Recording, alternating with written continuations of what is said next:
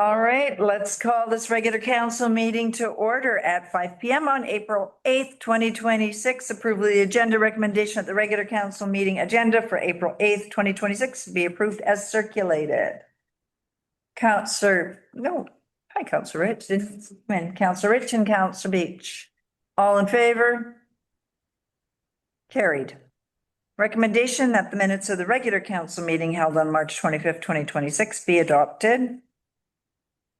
Counselor Evans, Counselor Beach, all in favor? And that's carried. Thank you. District of Sycamoose Financial Plan 2026 to 20 bylaw 119/2026. Recommendation of the District of Sycamoose Financial Plan bylaw 2026 to 2030, number 1119/2026 be given first, second, and third reading this 8th day of April 2026. Counselor Rich, Counselor Evans, Young could take it away.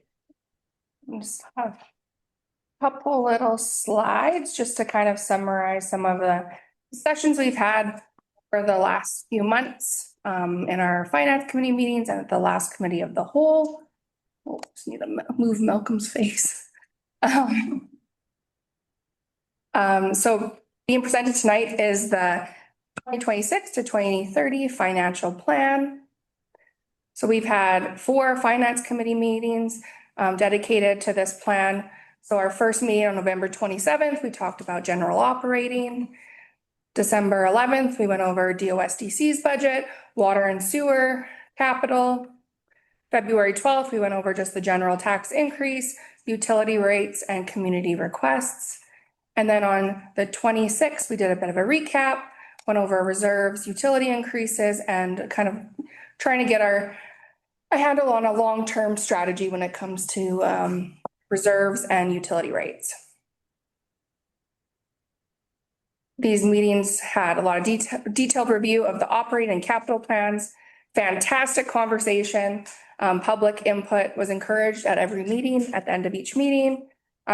We received community requests and comments were included on the agenda. We had comments made from our district chamber. We had some comments made by some of the businesses in town, which was great.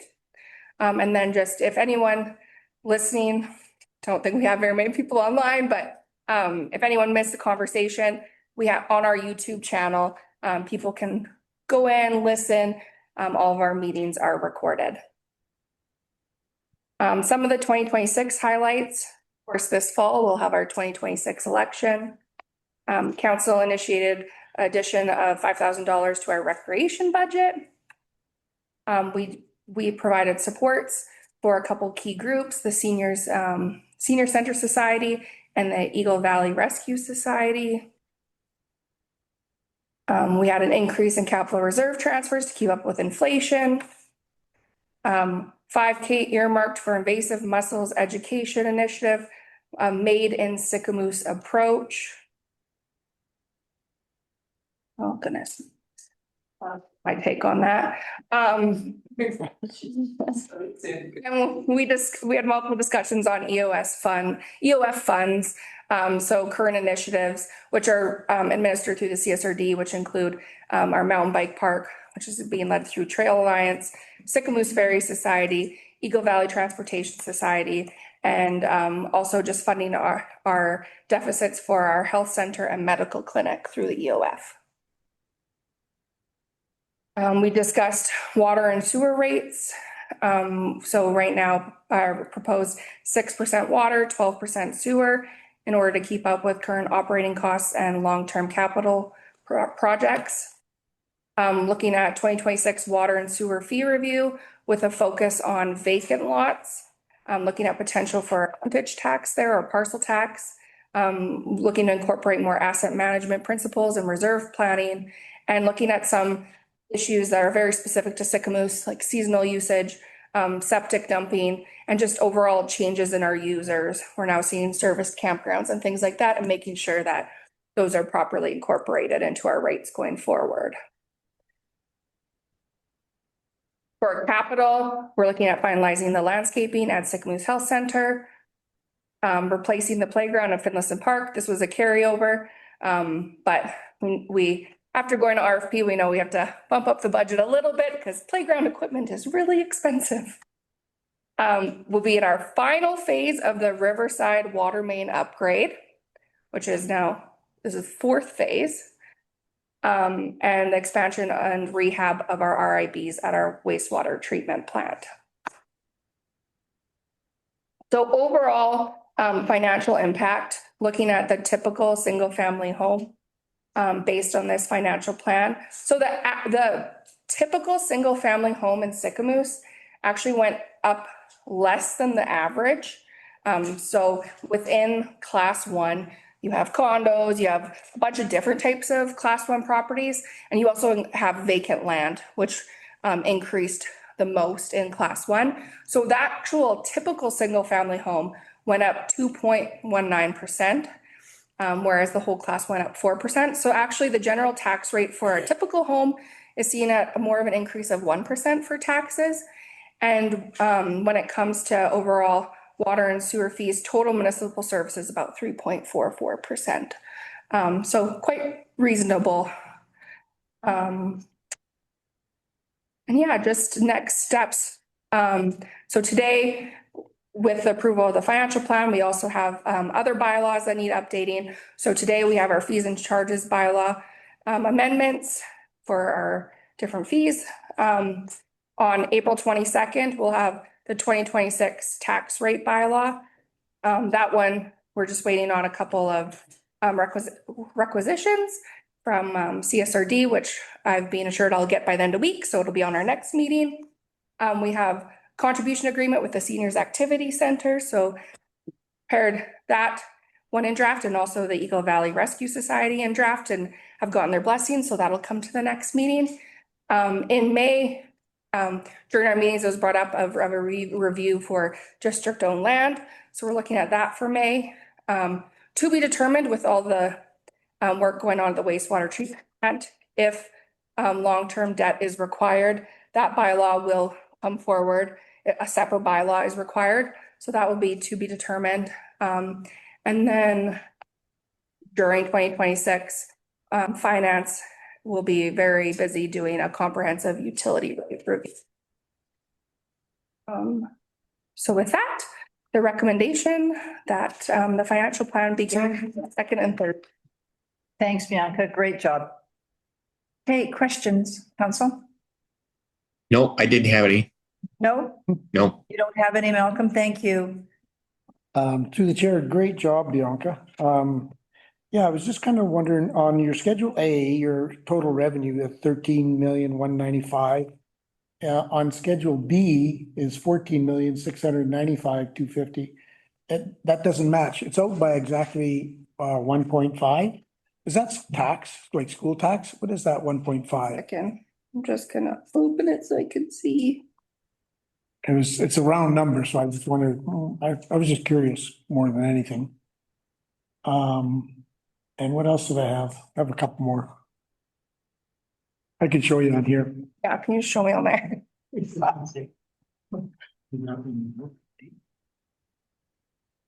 looking at it where?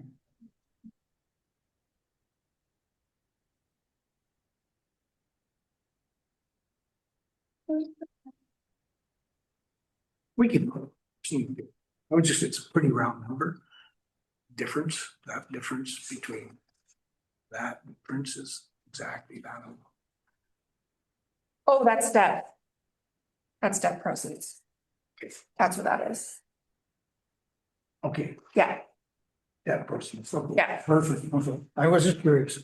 It's You have a follow-up, Gordon? I do have another couple quick ones.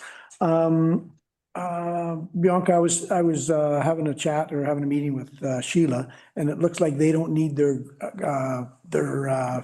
15 grand. Is that gonna come back in somewhere, or is there any way we would lower our 3% to 2.9 or 2.8 if there's 15 grand left, or where would we use that 15 grand?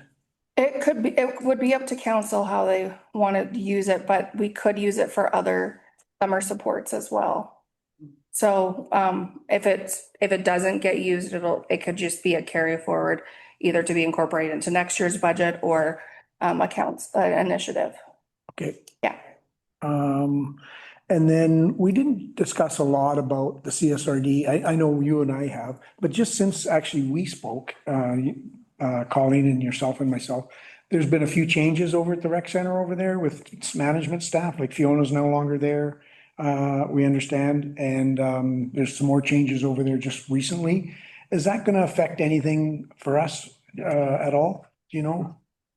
And the reason I ask is when we talked to the CSRD, they said they were gonna collaborate more with us and keep us informed, but we haven't had basically, it's been almost no information, really, operational information. So I'm just wondering if that's, if that's gonna change. When it comes to like staff turnover, or staff changes, that wouldn't be something that we would really be privy to, just because it's labor. And so I'm not sure there. I mean, they are coming to the end of their hockey season and skating season and kind of coming into a planning season. So I could see that. I know Justin is like super involved in like talking to our recreation department and stuff like that. So I think there is that collaboration happening. But I can't, right now their budget is set, like they've done all readings because regional districts have to do it earlier. So if any changes were to happen like to the budget or anything, that would have to come through a budget amendment at the CSRD board table, which hasn't happened. Okay. Yeah. Okay, and a couple more. Another quick one, tax classifications. And I've kind of brought this up a couple of times about the volume of ALR land we have in our town. If you look at the revenue that the property taxes bring in for farm revenue is pretty much Zippo. But there's a lot of land that's not being used. And I know we've talked about trying to bring our revenue up. If somebody's buying farmland and not farming it, can we do anything about that? Like, they're getting a tax break. They're getting a full tax break. And they're maybe using it for other purposes.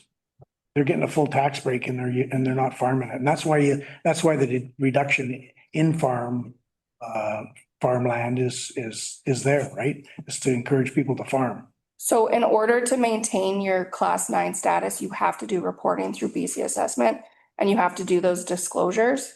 So if someone is lying on their disclosure, then they'll lose farm status. But in order to stay class 9 and also get a reduction in their assessed value, you have to maintain that. So that would be a BC assessment question. Okay. Yeah. Okay, I can ask them. That's great. Thank you. That it? Okay. Anyone else? Okay, let's call the question. All in favor? And that's carried. Thank you. Okay, bylaws and policy zoning amendment bylaw number 1115, 2026, 1209 Shuswap Ave. Recommendation of the District of Sycamore zoning amendment bylaw number 1115, 2026 be adopted this 8th day of April 2026. Can I get a mover? Councillor Evans, Councillor Rich. Nicole, take it away. Thank you through the chair. So this one has come to council a number of times already, but I can do a full presentation. Here's a brief overview. The rezoning is to rezone 1209 Shuswap Avenue to C or from C1 to MUR1 for that panhandle lot. And then from C1 to R1 for the existing residence that's on the property. And then that would support a proposed 2-lot subdivision to break off the back end of that property and then come in with a development permit afterward. So if you want me to go into more detail, I can. We're up for adoption tonight of the lease. You guys need more information? No. We're good. Any questions from council? Yeah, it's called the question. All in favor? Okay, thank you. That was easy, Nicole. Fees and changes amendment bylaw number 1120, 2026, first, second, and third reading. Recommendation of the District of Sycamoose fees and changes amendment bylaw number 112, 2026 be read a first, second, and third time this 8th day of April 2026. Let's start with that one. Councillor Evans, Councillor Rich. Bianca, do you want to start there? Yeah, and I'll just go through the changes. So just like I talked about in our financial plan, water and sewer rate increases 6% and 12%. Trucked waste charges, increasing it from 26 to $50 per cubic meter. This is to better align us with others that are receiving trucked waste. Just something to note, not all communities, actually, very few communities actually accept trucked waste at this point. So this is bringing us more in line with other surrounding communities accepting trucked waste.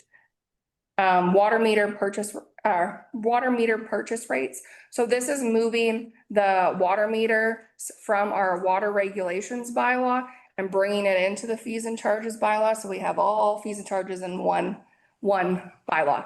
And just updating it to the current cost of those meters.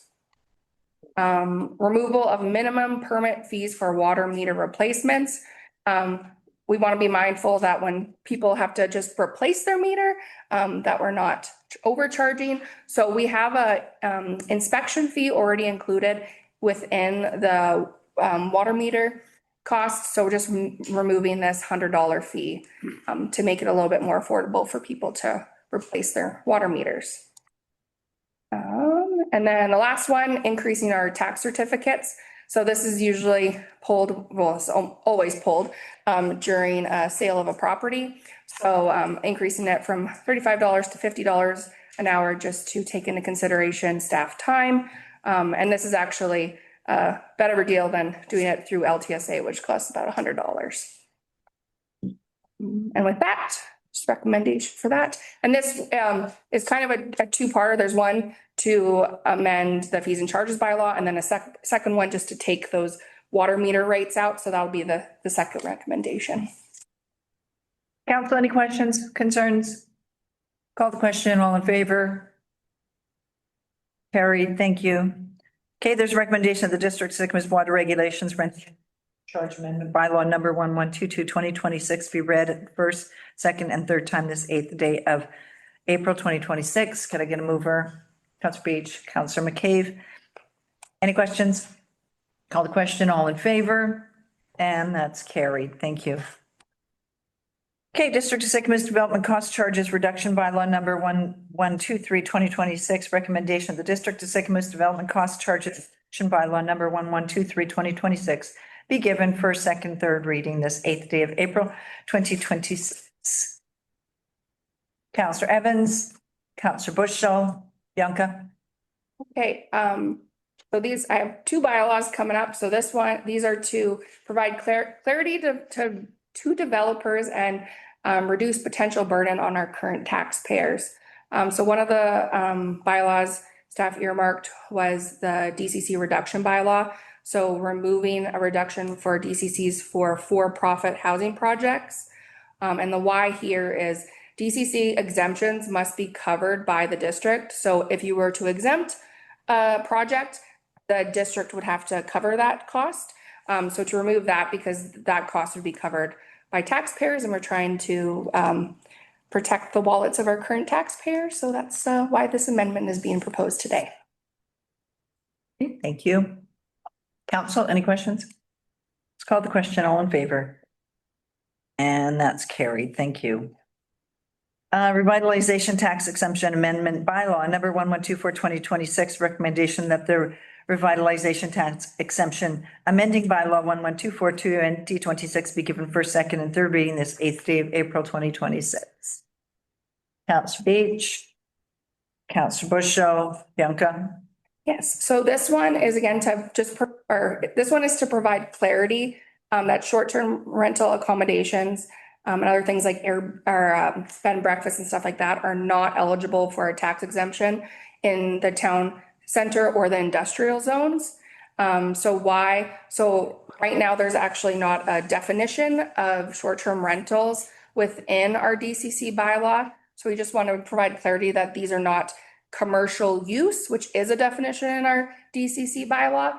So the intent of this bylaw and the intent of the bylaw originally was to not provide exemptions for short-term rentals, but only for those that fell under a hotel. So this is just to provide clarity. The intent of the bylaw has always been this, but we just want to put that extra wording in there. Perfect. Council? Questions? All good? Call the question. All in favor? And that's carried. Thank you. Thanks, Shauna.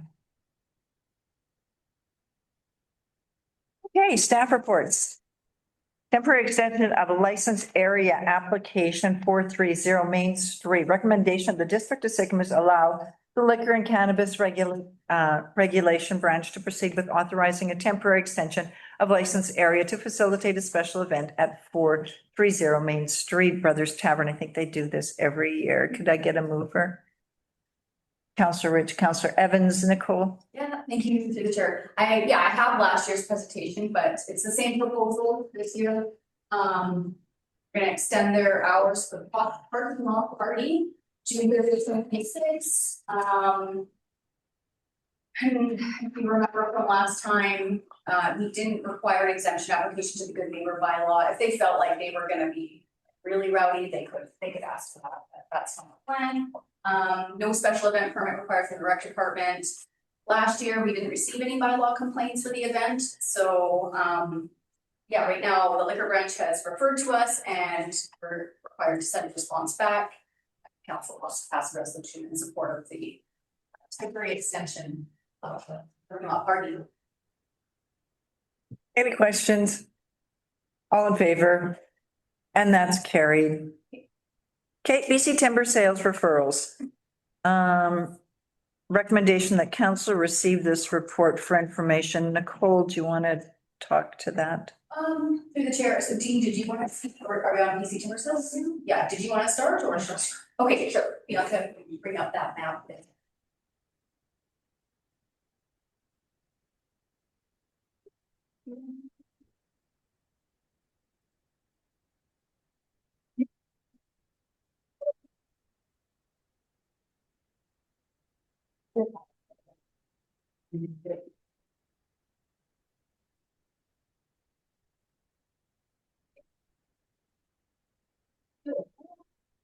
While she's setting that up, we received a referral from BC Timber Sales, and in this referral, yes, two types of applications. There's a bunch of new cut blocks and new roads to those cut blocks, and then road deactivation. So, they have a new system that was new to us. It's not as easy was before. So we got a huge list of all of the new cut blocks and road deactivations throughout the entire Okanagan North Zone. So I've narrowed that down to the ones that are around Sycamoose. So this one here, this is a new cut block. I'm not sure if anyone is concerned with this one, but that's the location of Sycamoose circled in red. Sorry, this is my forward map. And then the new cut block there, the arrow, and if you scroll down a bit, it's just a zoomed up version of the new cut block. So that one was somewhat close to Sycamoose. And then the next one. This one is a new cut block and a new road. So again, just south of Jarrow Lake, so vicinity is Sycamoose, but not exactly close. And then the next page, that's what it looks like there. That's the new cut block and then the road. Okay, and then for this one. Yeah, I just wanted, if you can scroll up this page. Yeah, this one, I think in the staff report, I had this as a road deactivation, and I just wanted to correct that. This, I don't because this road. And again, it's in the vicinity, I guess it would be just above 2 mile. So that's a new road there. And then on the last page is the only road deactivation that's proposed. And that one obviously is very close to Sycamoose, just near the Owlhead Trails. So, Daryl from operations has confirmed this doesn't affect the Owlhead Trails, the deactivation of this road, which is good. And then when I was chatting with the fire department, there's pros and cons in Clayton's mind about the road deactivation. I think we know that this was built to respond to a fire that was in the area a few years ago. And so, yeah, that's what's proposed by BC Timber Sales, is the deactivation of this one. Okay, thank you. Dean, did you want to add to this? No, I'm more for the discussion. Hey, council. Go ahead, Councillor Bushel. Through the chair, yeah, thanks, Nicole. I was a little confused at all the paperwork they gave you because the cut blocks that they highlighted were all old ones that they gave us 3 years ago or 2 or 3 years ago. But besides that, pretty much everything's okay, on there, other than that road right there. And I know it's smack dab in the middle of our lower phase one and our upper phase two of our mountain bike park. And I did talk to Adrian at Shuswap Trail Alliance. He's requesting them not to deactivate about half of it, I guess probably half of it, and put a cul-de-sac there so that you can unload bikes and get off and stuff like that. But it's a huge asset for Sycamoose to have that road because it gets us out to almost Bayview or the backside of the dump. It's getting close there. So, yeah, it's just, I don't know, I don't think they should deactivate it myself, but I think more discussion should be had with the Shuswap Trail Alliance and Daryl for sure, and Clayton. Because I think it's a very important asset for the communities, because I've been involved in a couple of search and rescues as well in that area. And when you can take your search and rescue vehicles right there, it makes a huge difference, and you don't have to, get on ATVs and all that stuff. Sense. Well, that's what I thought anyways. Counselor Evans, did you want to? Yeah, just to add to that, I'm very concerned about them shutting down roads that we previously used to go fight fires on the mountain. My goodness, like we need access to that because I mean, we had a good summer last year, but it's a dry one, and I'm really worried about this summer and to deactivate a road that we could use to fight fires or, like Gord said, do search and rescue. I just don't think it makes any sense. So, and we talked about this a little while ago at a meeting too. So, like work to get a motion here that addresses our concerns about that. I have one here. I think it's from you. So did you want to? Yeah, we all tweaked it. So yeah, it's just that council direct staff to provide a response to BC Timber Sales regarding these referrals with all the numbers, and that the response include the district's concerns regarding proposed road deactivations, specifically as they relate to emergency access, fire response, recreation, and public safety, and further that staff be directed to engage with BC Timber Sales to explore options for us to maintain access to those affected roads where feasible if we need to, because they mentioned in the letter that would fall on us. And so we need to explore that. I have a seconder. Counselor Bushel. Any discussion on Bob's motion? I think Malcolm had his hand up too, I think. Sorry, Malcolm. Yeah, no, I just wanted to support Gord in his comments. I agree with what Gord was saying there. Yeah, okay. Go ahead, Gord. And I do think maybe a meeting should be had with Clayton and Adrian and Daryl. It would be good to have a good discussion about that area and also the dump area, because I mean, we've had, how many fires have we had at the dump? Mm-hmm. And they're talking about deactivating that Sycamoose Creek Forestry Service Road as well too. So, yeah. So how do you want to deal with that, Dean? I don't need a resolution. No. I'll simply have the conversation with Daryl and Clayton. So I will have that conversation when Clayton's back. He's at conference in Victoria. He'll be back next week and we'll have that conversation. Okay, is there any concerns about the resolution then? Okay, I'll call the question on the resolution. All in favor? Okay, thank you. That's carried. Just give one more comment for council. I did reach out to the BC Wildfire Service, Timber Sales last year. We had this resolution come forward. They were at that time not looking at a whole bunch of expansion. This year with the provincial budget, things have changed. So they sell these lots for revenue for the province. So I think there's a mandate that's come from Victoria to get blocks on the sale. So this is a sudden rush, I think reflective of what we're seeing at the provincial level. What worries me with that is that makes things rushed. So we're going to keep a close eye on these referrals. We'll continue to stay in communication with them and make sure that we're aware of any blocks that are being proposed in our area. Make sure they're planned properly. Okay, thank you. Um, and Bob, do you have a second motion that you wanted to? No? Okay, go ahead, Councillor Bushel. Yeah, through the chair, and I think you guys all might remember, we were supposed to have a meeting with Felicia, I think, I can't remember her name, with BC Timber Sales. We were all gonna do rip up the Forestry Service Road for Sycamoose Creek around the dump and go up that way and come around to Owlhead and do a loop, but I can't remember what happened. It was in 2023. It never did happen. But it would still be nice to get that sorted out. Could we get her as a delegation? Could we extend an invitation for I'm her? not sure it's the same person anymore, but we'll get somebody to come from BC Timbers. That would be We great. should talk to, I think what you wanted to talk to, and that's what we talked about last year briefly. I wasn't here in 2023, but we did talk about it briefly last year, is to get somebody from BC Timber Sales to have a discussion about how they deactivate the roads. So I think that's probably the more critical factor in whether they deactivate these roads or not, is not as important as how they do it. So the level of deactivation has a wide gradient. So if they choose the tank trap, which we call the kind of model where they truly trench it to put vertical walls on the trench, makes it completely impassable, even as a pedestrian. That's very different than the light sort of deactivation they do for ensuring the water flow and so forth, which is very different. So I think that was the conversation. I certainly will reach out to them and see if they'll come as a delegation. That'd be great.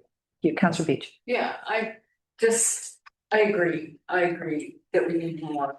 We need to look at the activations more, and that if there was a resolution that we could come up with that would just say, you know, don't do it without our a discussion on those roads, because they're needed for all these things that we've talked about, forest firefighting and just access and safety. I don't know, yeah, I don't agree with the deactivation at all. Yeah, and Bob's kind of got that in his, yeah. In his Yeah, resolution. yeah. Okay, Can I just add to that? Sure. That we do have a resolution and joint Yeah, with, so- with Revelstoke going forward to Silva. Yeah. That addresses that concern. Okay, all right. We'll carry on then. Shipping container accessory buildings, Councillor Bushel. Through the chair. Yeah, thanks for adding this. I wasn't expecting it to come on the regular council meeting, but I was looking for a cow meeting or even a planning meeting, but I just, it seems like they're like flower pots lately. They're just popping up everywhere. I mean, I saw five new ones going in today. So, yeah, I mean, it's a little scary, and I just think we should have a discussion about it. Is that what the town really wants is, you know, I mean, there's sea cans back in people's residential yards and they're just popping up, right? You know, so I just think it's a conversation we should have. And is that what you want? I mean, I know it's allowed in commercial places, but do they have to be every different color in the moon? Maybe they have to be one color, you know, maybe they have to be like the Legion and be sheltered. You know, when you come in now, you know, the first thing you see is a sea can, and the next property, a sea can, and the next property, a sea can.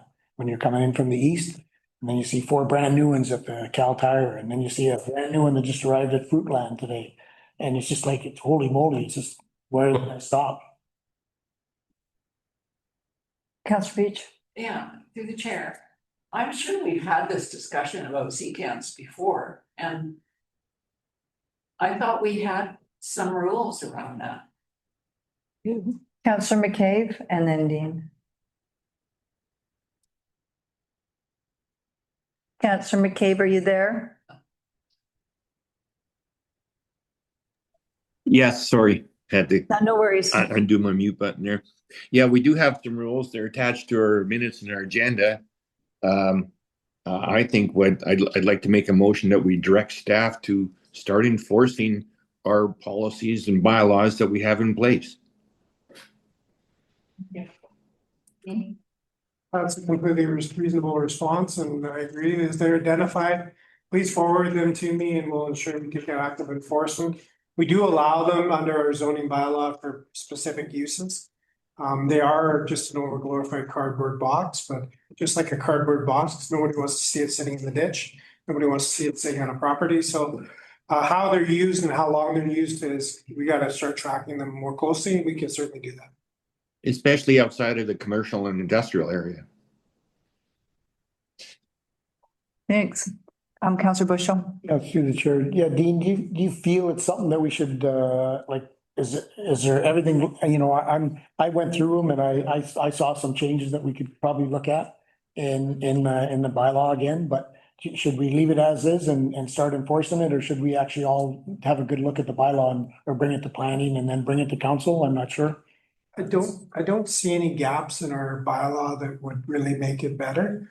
It's more, when people tell you this is what I'm using it for, if it's reasonable, we allow it. So where people have a renovation, so they use them in their driveway to put their material in while they're doing the renovation. As long as they're actively working on the renovation, we don't necessarily enforce it like we would with someone just using it in their backyard to store motorbikes. So that's kind of the threshold we're using now. We're trying to be somewhat practical. We haven't been actively pursuing them. We're more of an aware, as we're made aware of them, we'll investigate what the status is and determine whether they've been there for a long period of time, which is actually more problematic than a short period.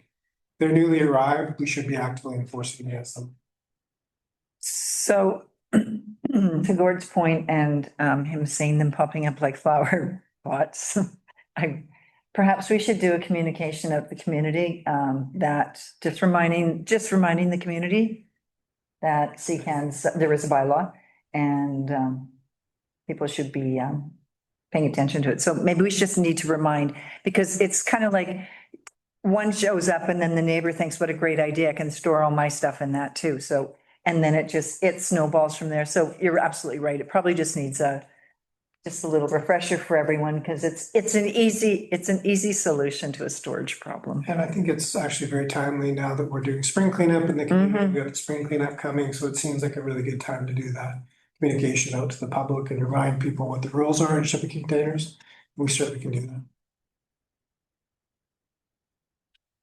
Okay, go ahead, Councillor Bush. Sure. Yeah, and like I say, I mean, some of them, they look great. Like I've seen a brand new one in the Hemlocks, you know, I mean, it looks great. Probably shouldn't be there, but it, you know, at least it looks good. Where you have a brown one and a lime green one and a blue one, and it just looks like what is, you know, and it just happened to be the colors that the guy bought, right? Or whoever bought them. It's just maybe I mean, is that what we want? A whole bunch of different colors? Maybe we make everybody, they're easy to paint, you know, you can paint them one color and we can make them all white, right? But they just look terrible when they're all different colors and they're faded and I mean, houses too, but I just thought I'd bring it up. And Mother Thank you. Nature has a habit of changing the color on you, especially if the paint gets chipped. Yeah. And then they begin to rust and they begin to discolor pretty quickly. So, no, certainly they should be enforced. Yeah. Absolutely. Shauna? Councillor McCabe had made a motion, and do we need a seconder for Councillor McCabe's motion? Councillor Rich. What was his motion? Sorry. His motion, sorry. Yeah, go ahead. Motion to direct staff to enforce our zoning bylaw regarding shipping containers. Sorry, Malcolm. Okay. I missed Thank you, that. Shauna. Okay. Any more conversation about this? Okay, all in favor? We got a second. Councillor Rich. Yeah. And I think that's carried. Thank you. Thanks, Gord.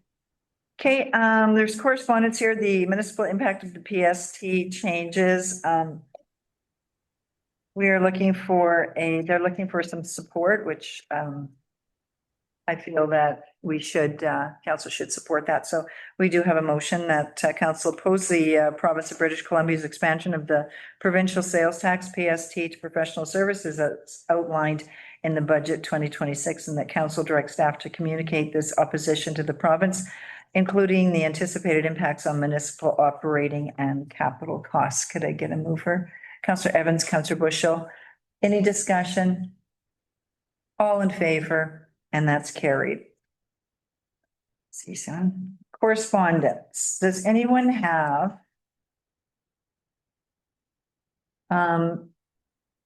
anything they'd like to speak to with correspondence? Councillor Bushel. Yeah, just this last correspondence here for the liquor board thing. It's another downloading or more fees for small business that can hardly, keep the doors open as it is. I sent it off to Denny and he responded and he's not very happy. But I don't know, what do you do? I mean, they keep increasing the fees and downloading. It's tough for small business. I wouldn't want to be in one now. That's for sure. Just thought I'd let you know, I let a couple of the local businesses see the letter and they've all seen it as well and they're pretty upset.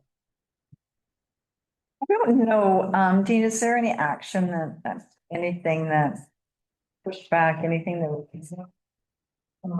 Provisional fees, I mean, if you've spoken to at any of our conferences that are coming up, I think it's a very unified kind of concern from all of our restaurateurs and liquor distributors throughout the province that they're concerned about. I'm not sure what impact it'll have on the provincial government at this point in time, but I just think certainly being aware and discussing it is important, that this is again another cost that small businesses facing in our province. Yeah, it is. And I think our provincial government is scrambling a bit to figure out where to get some cash. And unfortunately, it's all downloading. It's all coming down. So until that changes. Okay, we are at public input already. And we have no one in the gallery. Do we have anyone online? Okay, then we are gonna recommendation. Funny. Pardon? It's too sunny. It's too nice, it's a very nice day. Recommendation that the regular council meeting for April 8th, 2026 be adjourned at time being 5:41. Counselor Evans, Counselor Bushel, all in favor. And we're done. Have fun.